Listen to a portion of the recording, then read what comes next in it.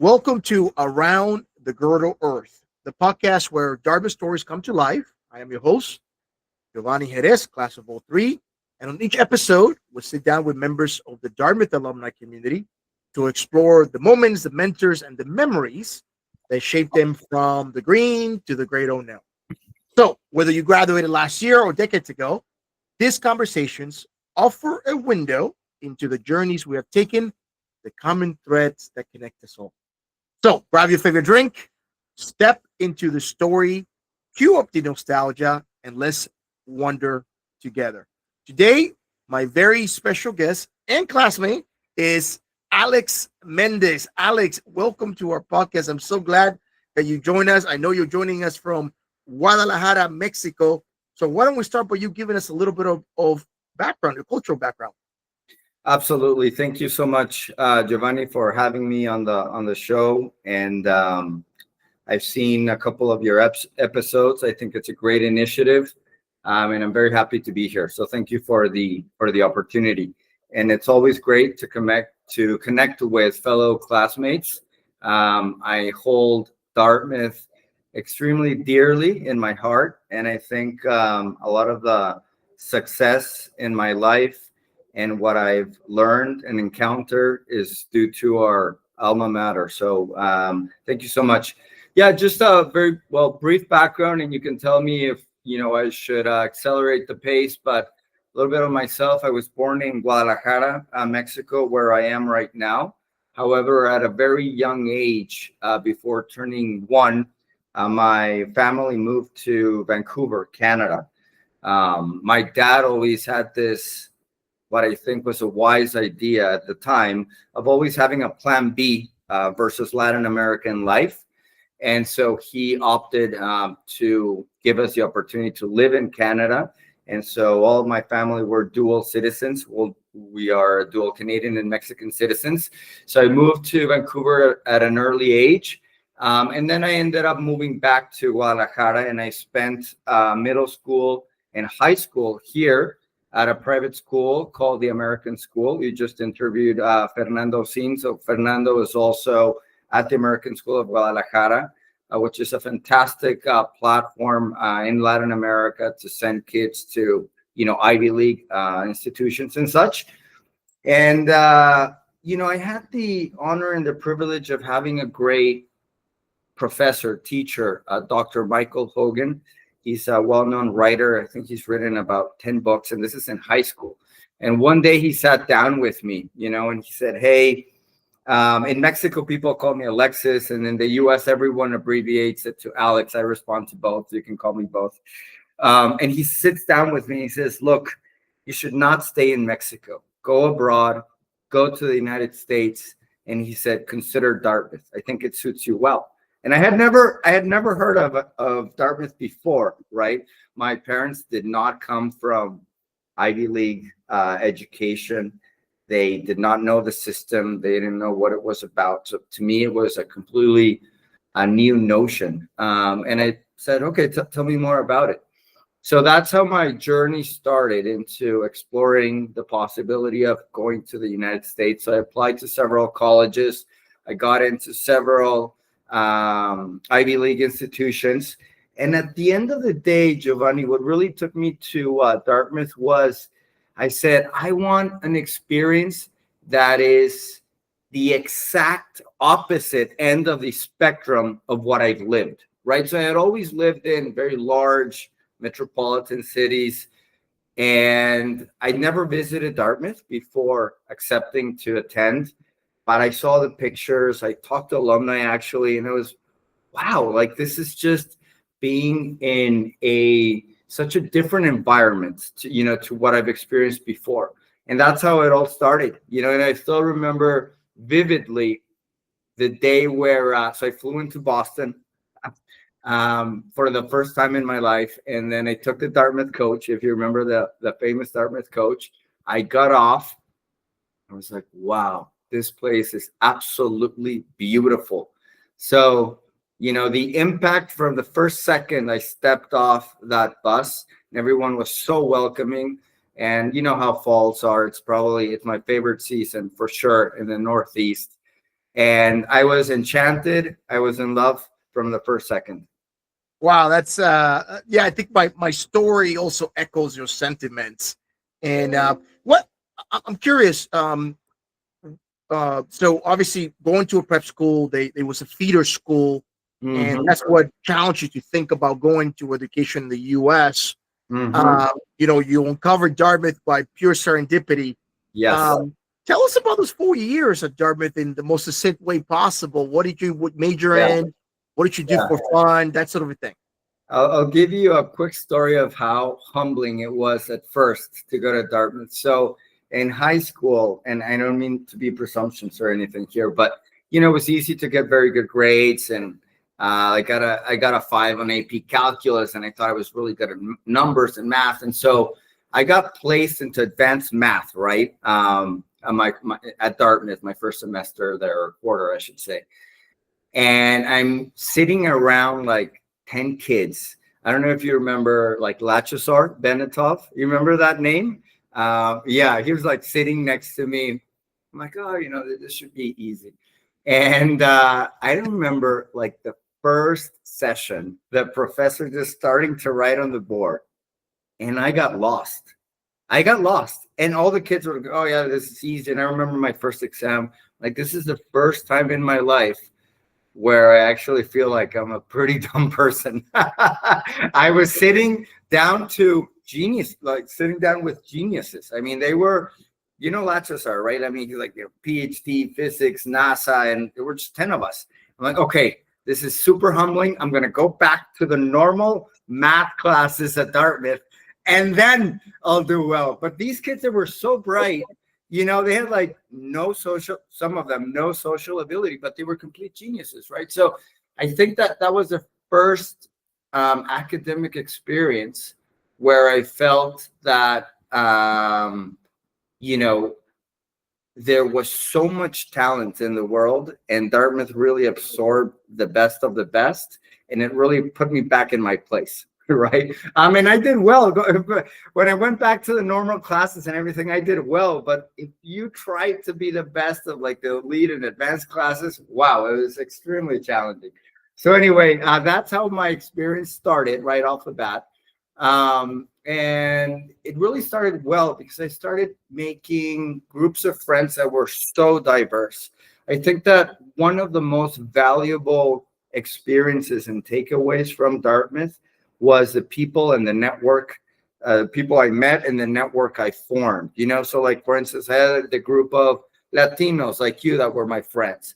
Then I had the group of Americans, right? So for instance, I always talk about my friends because I'm super proud of them. Justin Walsh, he was the valedictorian of our class, a good friend of mine. Now he runs a $60 billion a fund in New York at our age, just amazing. So he was part of my like American and international friends. Then I had a group of international friends from Singapore, Dubai, which I visited and seen, Ash Dixit, Pavani Halini, etc. So that exposure to me was also the first time where I had the experience to get to know people from such diverse backgrounds. So anyway, Dartmouth was amazing in so many ways. And honestly, Yovany, in retrospect, now that we're, 20 plus years older, crazy to say that, I wish that I was more mature, because it has so many things to offer. Like nowadays, for instance, I say, look, we had a beautiful golf course range there. Just like, we could 5 minutes away. And I think I played once. I should have taken classes. I would have become excellent. And then so many talented professors. And yeah, I had actually great relationships with a couple of them, but I could have extracted more. So in retrospect, I think you mature. And I think that overall, people are exposed to university and college at an age where we're as especially as guys, because I think girls mature more quickly. We're still not mature enough to really understand what's in front of us and how much value there's there. So that's an important takeaway. No, I like your comments. First of all, it's interesting because my experience with calculus 101, Mhm. basic calculus, I mean that just like crumble meat, right? Like it was just like, oh, this is real Yeah. calculus. Wow. Okay, well, I don't want to do this for the rest of my life. No, thank Right, you. right, And then right, exactly. I pivoted, you know, and Mhm. then same thing about the different buckets of friends, right? The Hispanic, Latino friends, the international friends, Mhm. and then also the opportunities. Like I love horses. Like the equestrian club at the Dartmouth, one of the best in the nation. It was Mhm. right there, right? The Dartmouth Outing Club. I took advantage of that big Yeah, time. yeah. So I agree with that comment, Dad. There's so many, even though we were in Hanover, New Hampshire, this little bubble, right? It's a Mhm. very curated, meticulous bubble. We Mhm. both really Absolutely. enjoyed. The world will come to Dartmouth, and the opportunities were there. Um, did you study abroad? Did you do what was your major? Yeah, so I majored in economics, and within economics at Dartmouth, it's quite interesting. You have different routes. So there's one route that internally we called like the 6 series, and so you can specialize in finance. It's like econ 26, econ 36, econ 46. It's a finance route. So that was my specialty, and I also wrote a thesis. In economics. So yeah, I majored in economics. And in terms of study abroad, I did the Toulouse study abroad uh, through the French program, which was amazing as well. Very nice, very nice. So I hear that almost like a introspectively, like, wow, I wish I would have maximized my Dartmouth experience more. I mean, I think you did a great job as it is, but 2020, right? The past is 2020. What would you advise a incoming freshman? Hey, here's how I'm going to plan out your 4 years for you. Yeah, I would say, look, number one, be open to different majors. So explore different disciplines. I think that's very important because you don't know what you will love until you actually live it. So that's point one. Point two is try to get a very well-rounded experience. Like don't get, either too caught up in just the academics, also the outdoors, the extracurricular activities. That's super important, right? Because Dartmouth, unlike many other schools, has so much to offer on that end. To think that, like I said, look, you have your own golf course range within 5 minutes. You have a river next to us where you can grab, a canoe, a kayak, etc. We have our own mountains, our own proprietary mountains, thousands of acres at your disposal where you can go hiking, our own ski ways, etc. So it's just fantastic. So you should exploit that. And then thirdly, I think just build a large community of friends. That's what will take you, across the rest of your life. Those relationships, I have so many relationships from Dartmouth that have been transcendental in my life. Yeah, So I've that's been a to message. I've been to 51 countries so far since I Wow. graduated, Wow. and the obsession of traveling I think started at Dartmouth because I did a study abroad in Denmark, Copenhagen, Mm-hmm. and Oh, that was a great program. I remember that. I actually wanted to attend that. I remember that. Yeah. yeah, it was a fantastic program, and being there, I backpacked through Europe. I visited 25 different countries. Right, it was just fantastic. But I just remember distinctly the benefits, right, Mhm. of not only traveling but also connecting with alumni that we were abroad. Every time I go abroad, I'd be like, "Who I know down there? Oh, let me go visit. Let me connect with them." Then they Yeah. show you, the local experience versus the tourist experience, which is a lot better. So Yeah. you graduated, and then did you know what you wanted to do? Did you went on exploring? Like, tell us a little bit about your professional journey. Yeah, absolutely. So I had always been very entrepreneurial, even as a kid, right? So I'll tell you a very quick story. So, for instance, when I was 9 years old, I was really into coin collecting. That's called numismatica, right? Numismatics. And I memorized an entire book on coins, Mexican coins, because of all things, Mexico has the oldest mint in the entire continent. The first place where coins were made in this entire continent, the American continent, was in Mexico, right? It was like 1521. And our coins, our Mexican coins, for instance, were used as currency as far as in China. They actually bought Mexican coins and then they modified them just to. So anyway, I love coins, and coins tell stories. Each coin has a story where it came from, and it's tied to many historical like accomplishments. And so anyway, at age 9, I memorized a book, and I would go with my Greek grandmother to negotiate the purchase of coins with like adults. And they didn't know that I knew all the comps and depending on the condition. So I always had that entrepreneurial spirit of like, you know, transactions and commerce and doing business. And it really started at that age. At Dartmouth, for instance, I don't know if you ever saw this, but I had, so back in the day when we were at Dartmouth, Yovany, we didn't have all the like music platforms, Spotify, what have you.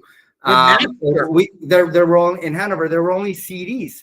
So like a friend of mine, Dan Tedeschi, I don't know if you remember Dan, so brilliant from Ethiopia, talking about, you know, friends from all over the world. We started this business of like CD Now business. And if you remember, we had like the fastest internet in the planet. It was crazy. Our Ethernet was ridiculous. Napster did exist. So what I did was, at the time, I went to every single bathroom at Dartmouth. I pasted this little piece of paper that said for $4.99, pick your 12 favorite songs, and you'll get your CD in 24 hours with your. But at the time, CDs were $20, and you couldn't customize them. And the technology of burning CDs was just coming online, right? So we bought these industrial burners. We would download the songs from Napster, and you would have your personalized CD for $4.99. We started selling, and through Blitz Mail, we would get like hundreds of orders, right? So there we were, Dan and I, with like mainframes and like industrial CD burners, creating hundreds and thousands of CDs for the student population, until one day I get a message, right, from the administration. And they're like, hey, Alex, we finally were able to track down it's you. You can't be posting, you know, the little pieces of paper and like selling on campus. Sorry, you've got to shut down the business. So anyway, I'm like, okay, I'll shut down the business. So, you know, I can tell you myriad of stories. At least you didn't get a spell. Yeah. Exactly. No, they were like, it's just a warning, stop it and you'll be fine. And then, you know, I just stopped it. So anyway, then I graduated and I knew I wanted to go into like Wall Street and finance. So I did investment banking. I focused on M&A, mergers and acquisitions. And then I went to the private equity route where I worked at a buyout fund in New York called Long Point Capital. Question on that. How did you know those worlds existed? Is that family? Is that friends? Like, because obviously I didn't know. I learned after I graduated. You know, I had no idea whatsoever when I entered Dartmouth that world existed, but I was surrounded by really bright friends that were very success oriented. They were math oriented and finance oriented. And so I started to observe what they were doing. And then I had 2 internships, one at UBS, one at Morgan Stanley, also surrounded by very bright people. And I'm like, okay, this is interesting. This is a great platform in life. It's a lot of work. You know, my first year, Yovany, when you're in investment banking, must be very similar today as it was back in the day. You know, you might be working 100 hours a week, but in 2 or 3 years, it's equivalent of doing an MBA, right? So it was through, I didn't know anything about it, but it was through my friends that I learned about it. So Dartmouth is another great place where employers, as you know, come to you. You know, all the best companies in the world come to you, which is absolutely amazing. I remember having my interviews at the Hanover Inn. BlackRock at the day was a firm with, it was tiny. And now it's, one of the largest asset managers. Some of the founders at the time would come down to Hanover to interview you. It was just, the exposure was incredible. So that's how it started. And then when you're investment banking, you learn that the sexiest route is private equity, right? Having the capital to invest. So I was like, okay, interesting. That's where I want to go. And so I moved to the small but very unique private equity group in New York, where between the equity capital and the debt capital is probably about $1 billion of firepower. And I got the chance to lead a couple of deals there and such. It was a tremendous experience. And then what happened was in 2009, if you can remember, the Lehman crisis, the second largest financial crisis in history came along, right? And at that point, we have several investments in the U.S. And we sat down with our investors. This is an interesting story. And they said, look, we don't know what will happen in the world. So let's freeze our capital deployment, and let's just try to improve the companies that we've invested in. So our role will be, more of a board role, is what we discussed at the time. So I said, that's not as interesting. And so at the time, despite the world being in complete chaos, there was a little bit of light in a few places. And that's when they coined the term BRICS. And so Brazil was up and coming. And so I met this guy, Wilbert Sanchez. He was a principal at Merrill Lynch. Back in the day, investment banks were allowed to have their own proprietary desk to invest capital. And so I got together with him and I said, why don't we start investing in Brazil? And we left for Brazil and we started doing deals in Brazil. 2009, 2010, when the world was shut down. So that's how we pivoted. And over there was a lot of interest in terms of, private equity and getting capital into this sort of undiscovered platform and country. And so I spent 2 years there.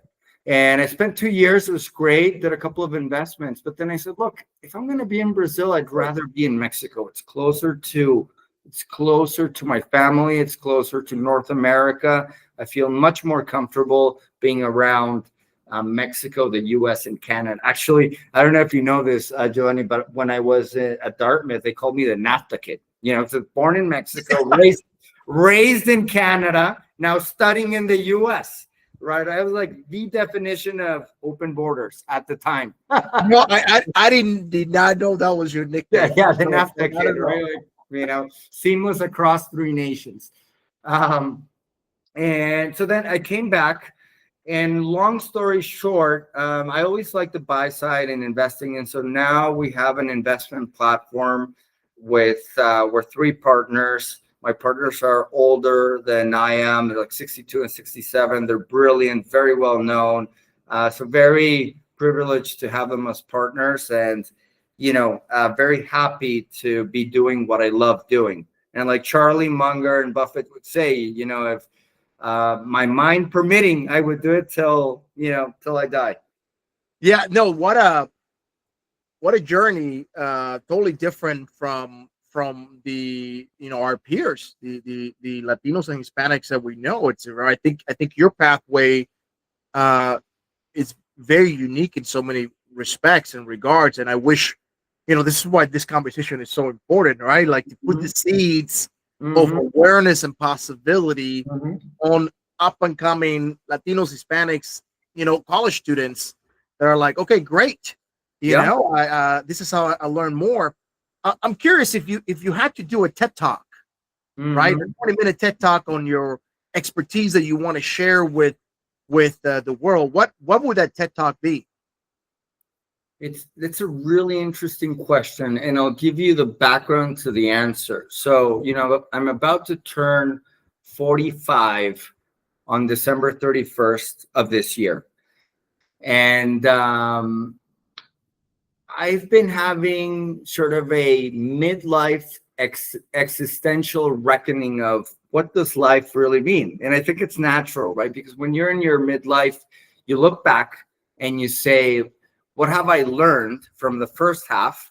And what do I want for the second half of my life, so to speak? And it's been a really interesting process. I think this has been going on, Yovany, for me for the last sort of 2 years. And it's been a lot of meditation and introspection and like deep analysis.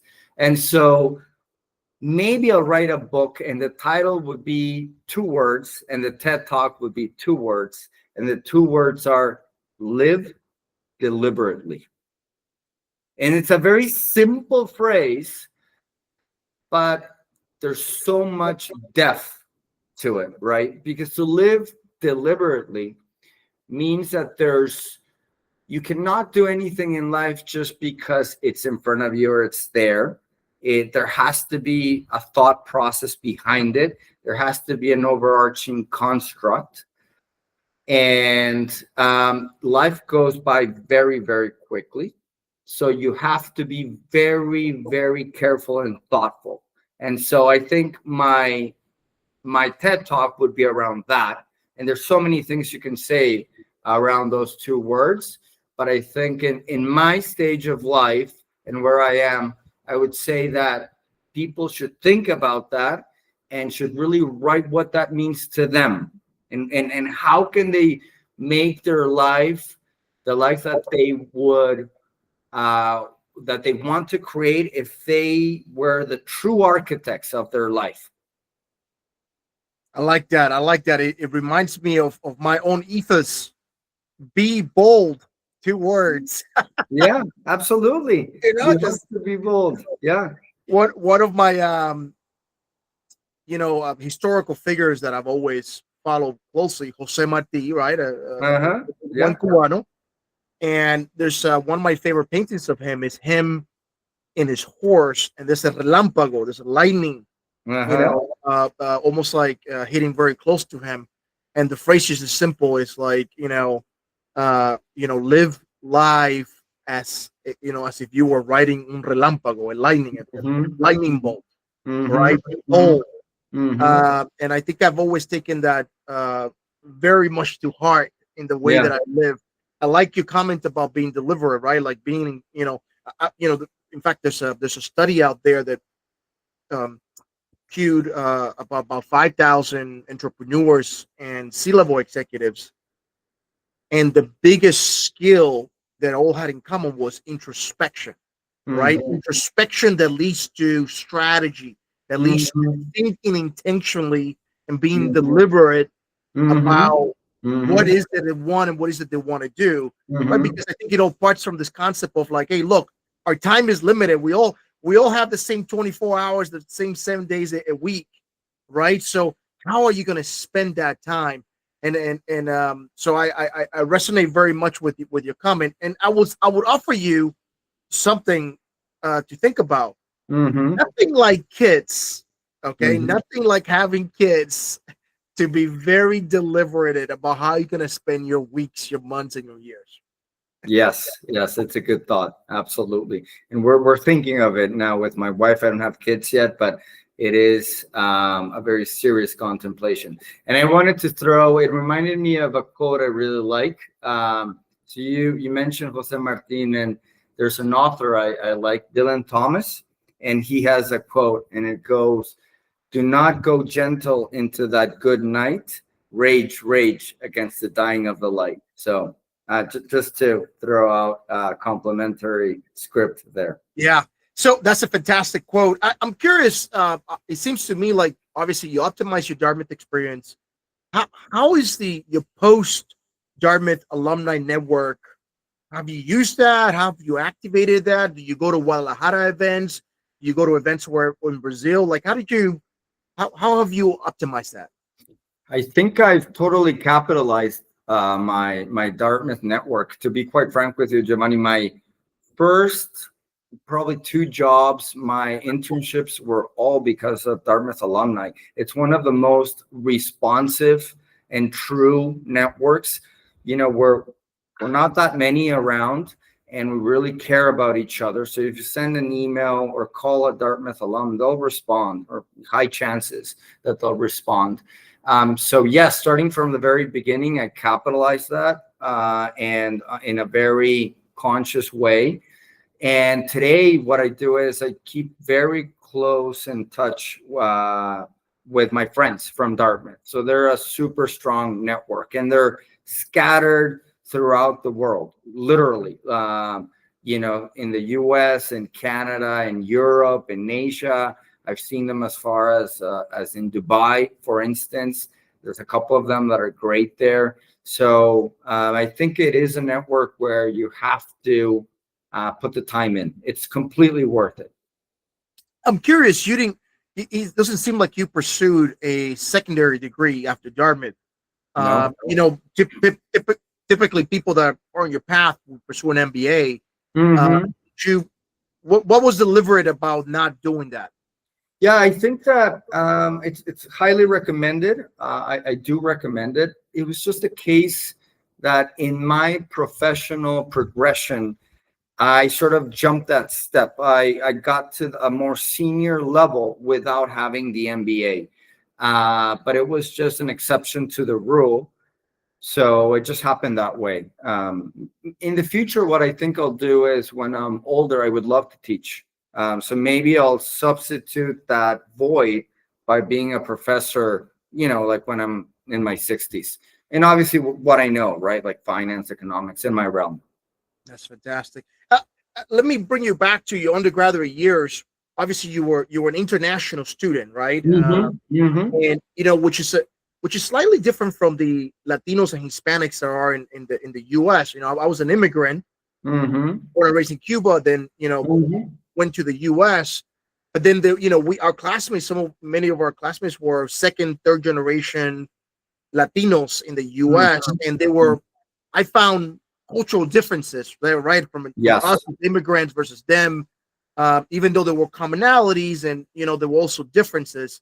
Did you reflect upon that? Did you stumble upon any friction? Not friction. I think there were differences, and I had a lot of friends that were like second or third generations. Like, I don't know if you remember Genaro or Ramon, Bugarin, Ramon. I'm still in touch with them. That was another group, because it had different sort of a different cultural vibe to it than if you were a truly international student from either Latin America per se. So that was part of who I was surrounded with, and I think it's different, but obviously you're coming from the same roots, so you're still Latin and you have a lot of things in common. So I think the bonding is very quick. Fantastic. Well, Alex, as we come to an end of this conversation, are there any final thoughts or advice that you will give to either an incoming high school student that's considering college, or an incoming freshman, or someone who just graduated? Any final thoughts? Yeah, absolutely. Well, if they're in high school, to absolutely consider Dartmouth. I don't think they'll regret the choice. If they're at Dartmouth, to truly take their time, to not rush, to not go overboard in terms of the course load, and to be very inquisitive in terms of other areas. And if you're beyond college and you're starting out, what I would say is that your 20s and your 30s are super important for the rest of your life. I always say that, it's the foundation for the rest of your life. And it's like golf, right? If for some reason when you hit the ball, you err by 1 degree, when you extrapolate that to 150 yards down the road, you'll be completely off your target. So it's important to be very careful in terms of how you start, because oftentimes it's hard to correct.